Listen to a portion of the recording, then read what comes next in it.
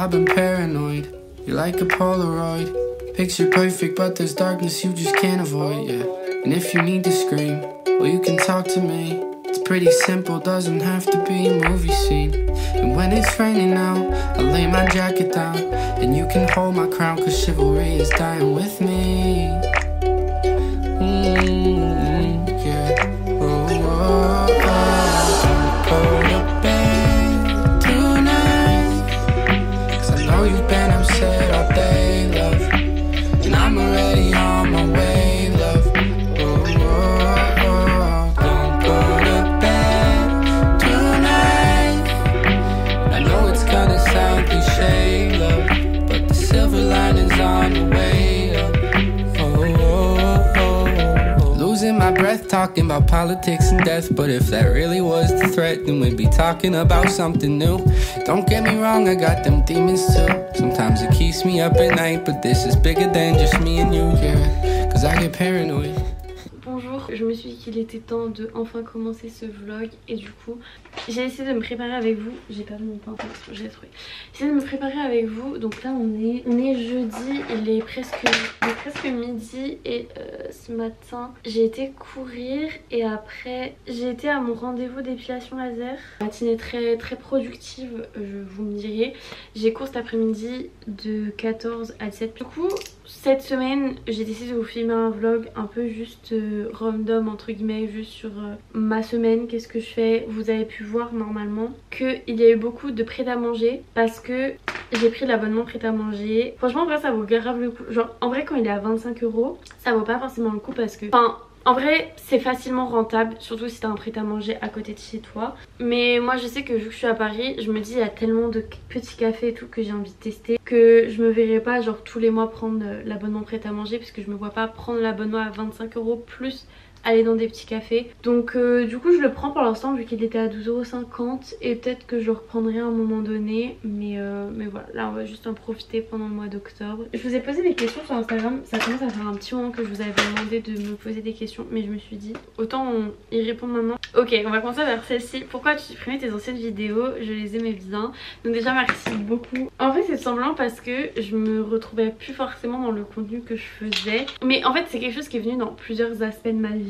Et du coup c'est venu énormément dans les vidéos YouTube, parce que les vidéos YouTube c'est un peu mon jardin secret, et je sais pas comment dire, c'est l'endroit où je me sens bien, où je peux être un peu moi-même et où je peux un peu laisser libre cours à ma créativité. Et c'est vrai que les vidéos que j'avais, je trouvais qu'elles me correspondaient plus forcément. C'était un contenu qui était très lié au livre, et je sais que la part d'entre vous êtes là pour ça, puisque je vois très bien que quand je sors des vidéos sur les livres il y a beaucoup plus de vues, et même je faisais beaucoup plus de vues, enfin beaucoup plus, tout est relatif, pas énormément plus mais un peu plus de vues quand je faisais des vidéos plus sur les livres que ce que je fais maintenant. Mais genre la lecture c'est plus aussi central dans ma vie que ça l'était, même si j'adore lire, je fais toujours en sorte d'avoir du temps pour lire dans ma vie, mais je lis peut-être 3 livres par mois, un truc comme ça. Ce qui est déjà très bien, don't get me wrong, c'est déjà super de lire 3 livres par mois, il y a plein de gens qui ne le font pas. Mais je suis pas comme les youtubeuses qui parlent de livres, qui lisent 10 livres par mois et du coup elles ont vraiment du contenu. Moi pas vraiment, genre si je fais un reading vlog, le reading vlog il va durer 3 semaines parce que je mets 3 semaines à lire un livre de 500 pages et du coup ça a pas grand intérêt. Et puis même genre c'est toujours une passion, j'ai toujours envie de parler de livres. Genre là la vidéo que j'ai prévue pour après celle-ci, c'est une vidéo livre, mais j'ai pas envie que ce soit que ça, et il y a plein d'autres choses que j'adore dans la vie et que j'ai envie de plus développer sur ma chaîne, et du coup c'est pour ça que j'ai décidé de tout changer.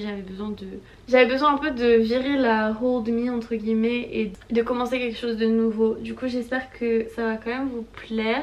Tu vis seule? Si oui, comment tu le ressens? Je sais que j'ai plusieurs plusieurs questions sur le fait de vivre seule, et même un moment je vous ai demandé quels des épisodes de podcast vous aimeriez que je traite, et il y avait un peu le fait de vivre seule dans tout ça. Je pense que c'est aussi genre gérer la solitude, etc.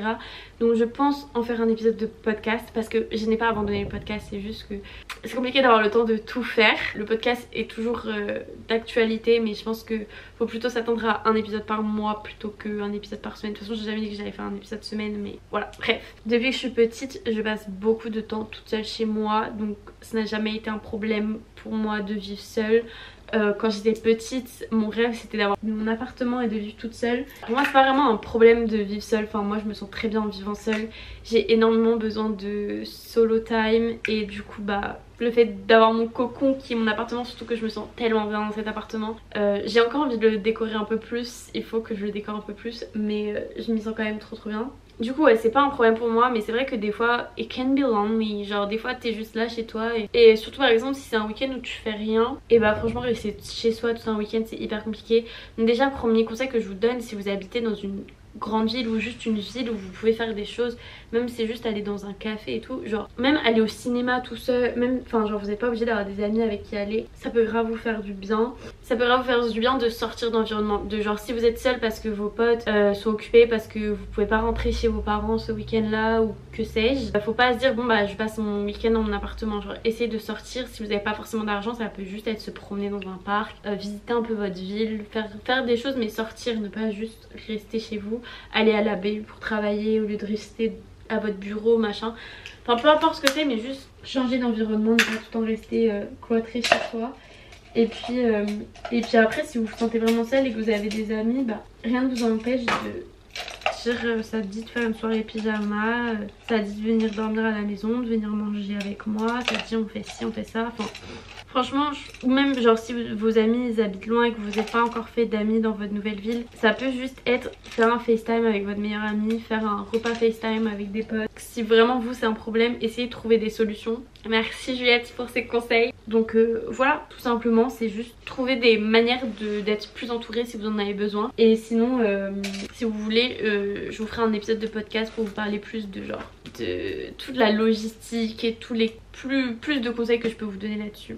Ça a été dur de dire à ta famille que tu te réorientais, donc si vous ne savez pas, après le lycée j'ai fait un an de prépa MPSI, donc maths physique sciences de l'ingénieur, et après je suis partie en école de design, donc c'est là où je suis maintenant, donc c'est du design digital, direction artistique, qui est un métier beaucoup plus, voilà, c'est un peu deux opposés. Honnêtement la prépa ça s'est très mal passé, parce que c'était pas ce que je voulais faire, mais aussi parce que d'un point de vue mental, bah j'allais pas bien, et du coup enfin j'étais pas en capacité de travailler et la prépa demande énormément de travail. Et honnêtement je pense que si là je m'étais dit vas-y je me fais une prépa et que j'étais vraiment déter et que c'était vraiment ce que je voulais faire, c'était dans mes objectifs futurs, je sais que j'aurais réussi. Mais comment j'étais à l'époque mentalement, c'était impossible, Et bref, en vrai ils ont été plutôt... Enfin franchement ils ont bien réagi, mais en soi ils voyaient que j'étais tellement mal en prépa qu'ils pouvaient pas me dire non fais pas ça, c'était pas possible. Et puis je pense vraiment que votre avenir c'est tellement important que ne choisissez vos études, vos trucs pour personne. Je sais qu'il y en a tellement plein qui font des études juste pour leurs parents, pour faire plaisir machin. À 30 ans, 40 ans, vous allez vous retrouver à aller au fin fond de la France à planter des tomates. Genre c'est sûr, les gens qui suivent juste leurs parents, ils finissent par se réorienter parce que tu peux pas vivre toute ta vie, parce qu'un job, moi je trouve ça important. Enfin, après je sais qu'il y a différentes écoles, il y a choisis ton job parce qu'il paye bien et à côté de ça t'as tes passions etc. Il y a les gens qui font un métier passion. Mais je trouve ça tellement important de quand même si tu fais pas un métier passion, que t'apprécies quand même ton job et que le matin tu sois quand même content d'aller à ton job. Genre vraiment si vos parents ne vous soutiennent pas, bah écoutez c'est très compliqué, surtout s'ils ne vous soutiennent pas financièrement. Je n'aurais même pas de conseil entre faites ce que vos parents disent et après trouver une solution pour divaguer sur quelque chose qui vous plaît, ou travailler, mettez de l'argent de côté et après faites les études qui vous plaisent vraiment. Franchement j'ai pas de conseils vraiment à donner là-dessus, mais je vous souhaite tout mon courage parce que vraiment c'est très... Enfin si vous pouvez juste exprimer vos idées, que vous savez que ça va être compliqué mais que vos parents vous soutiendront au moins financièrement si ce n'est pas mentalement, faites-le parce que c'est trop important. On m'a demandé comment j'allais, franchement je vais trop bien en ce moment, c'est trop bien, voilà, je suis heureuse, je suis bien donc... Voilà. Voudrais-tu organiser des lectures communes? Alors oui, mais en fait le truc c'est que c'est très compliqué de choisir un livre que tout le monde veut lire et puis le lire en même temps que tout le monde etc. J'avoue que moi là c'est plus, je poste mes lectures sur Instagram, d'ailleurs venez me suivre sur Instagram, je poste quand j'achète des livres etc. Donc si jamais vous voyez sur mon Instagram ou même en vidéo YouTube, peu importe, des livres que vous avez dans votre pile à lire ou que vous voulez aussi lire, bah n'hésitez pas à m'envoyer un message pour me dire oh moi aussi, enfin genre je sais que Little Life c'était vraiment juste j'ai mis en story que j'allais lire, Et il y a quelqu'un qui m'a répondu en mode oh moi aussi, je sais plus si elle m'a dit qu'elle allait commencer, enfin quelque chose comme ça. Et je lui ai dit bah ça dit on se fait une lecture commune, et du coup on a fait une lecture commune et voilà. Du coup bah genre si vous voyez qu'on a un livre en commun, n'hésitez pas à me proposer une lecture commune, franchement moi je trouve ça trop cool. Je sais que Aude voulait organiser un truc sur Paris, j'ai pas encore répondu, mais en fait le problème c'est que comme j'ai dit en ce moment je mets tellement de temps à lire les livres que si je commence à m'imposer un livre par mois, je vais jamais m'en sortir à lire mes livres genre. Du coup c'est un peu compliqué, mais si vous voulez faire une lecture commune avec moi, genre franchement c'est avec grand plaisir. Pour toi quelle est la chose la plus importante dans la vie? I love this question. Ok attendez, ok. Pour moi la chose la plus importante dans la vie c'est de se rendre compte des choses qui nous animent en fait. Parce que je pense que trop souvent on a une idée de comment être successful, comment réussir dans la vie etc.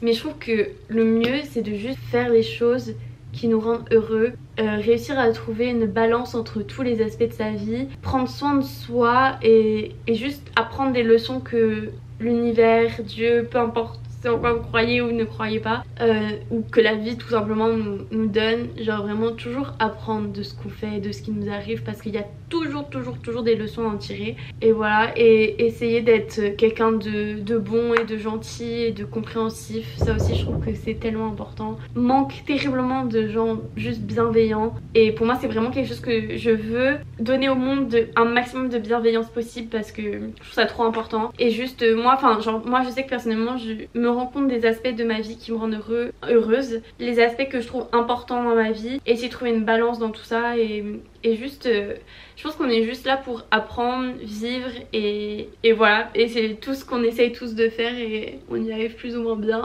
On a plus ou moins d'embûches sur notre passage, mais voilà. Comment savoir si c'est plus que de l'amitié?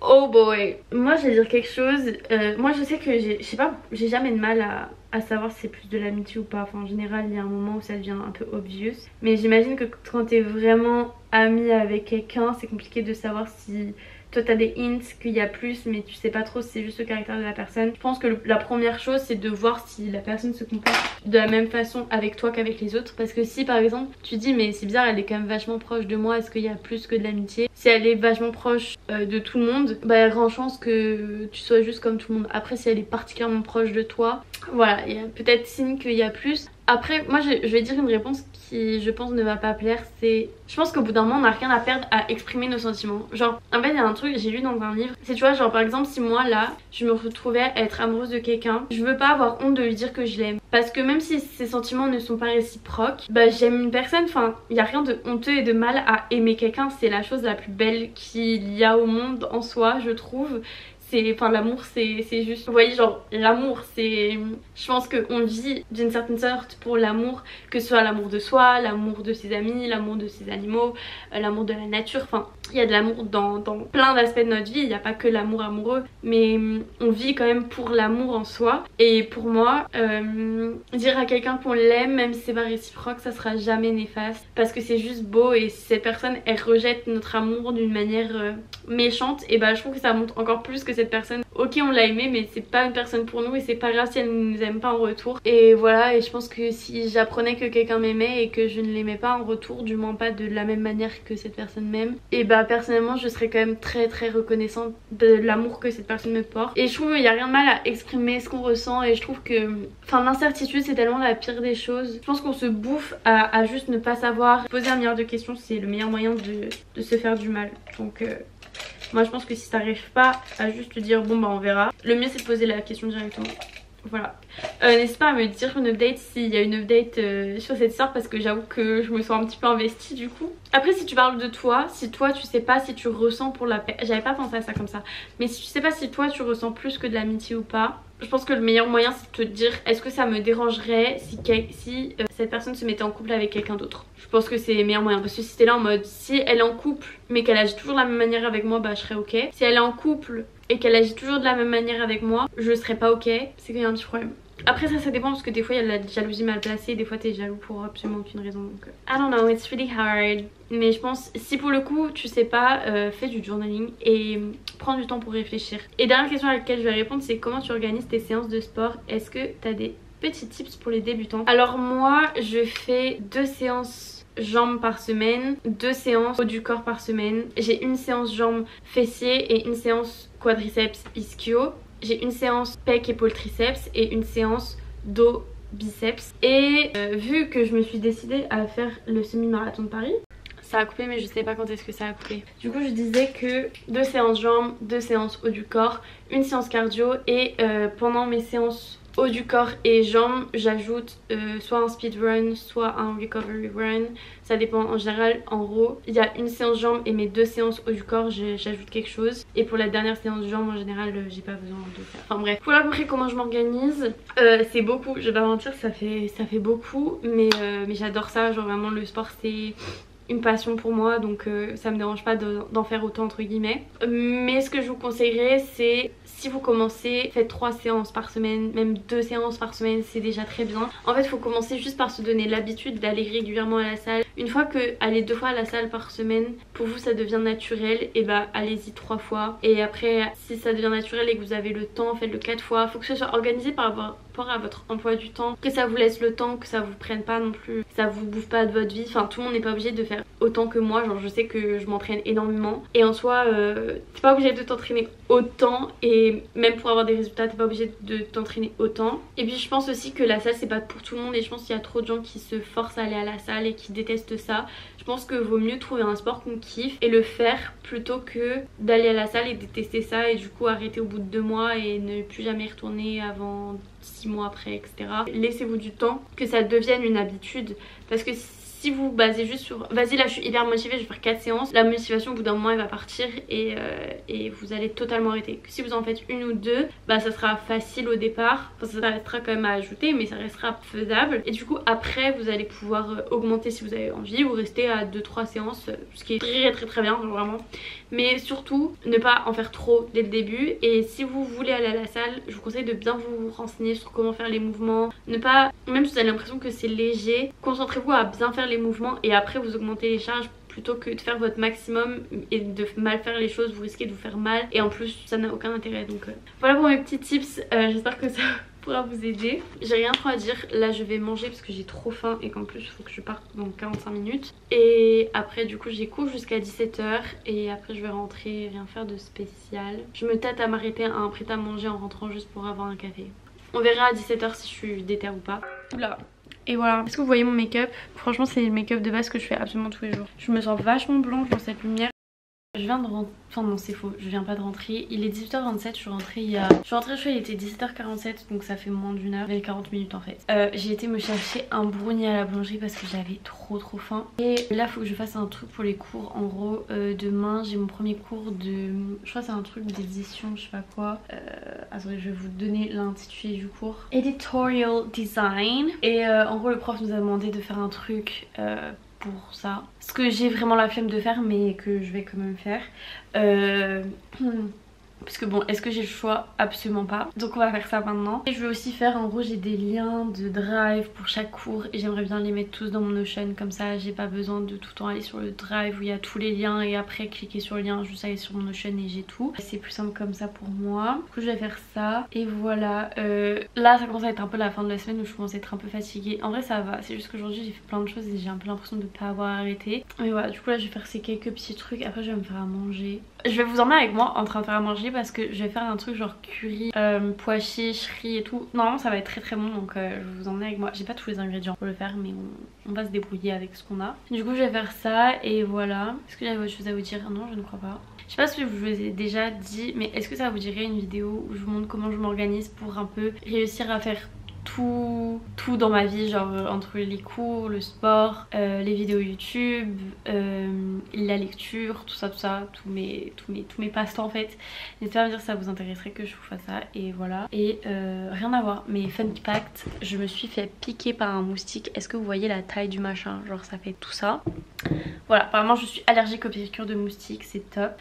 Ça gratte de ouf, j'étais à la pharmacie acheter des trucs mais c'est horrible, vraiment c'est horrible. Donc bref. Ah aussi, tout le monde parle des punaises de lit dans Paris. Je suis en PLS, j'ai trop peur. Si vous êtes de Paris, est-ce que vous aussi vous avez vu des punaises de lit ou quoi? Moi je n'ai pas vu, mais je vous jure, de base c'était juste les ciné, je me suis dit bon bah on va juste boycotter les ciné, même si ça me faisait un peu chier, mais je me suis dit au calme. Maintenant par exemple c'est dans le métro et tout, genre je suis pas bien, je suis vraiment pas bien. Je deviens un peu parano de... Bref, voilà, that's it.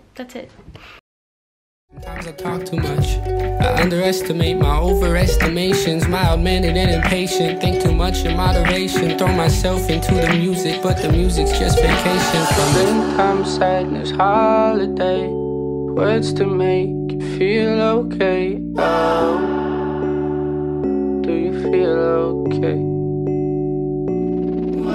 Springtime sadness, holiday. Words to make you feel okay, yeah. Do you feel okay? Don't go to bed tonight, 'cause I know you've been upset all day, love. And I'm already on my way, love. Oh, don't go to bed tonight. I know it's gonna sound cliche, love.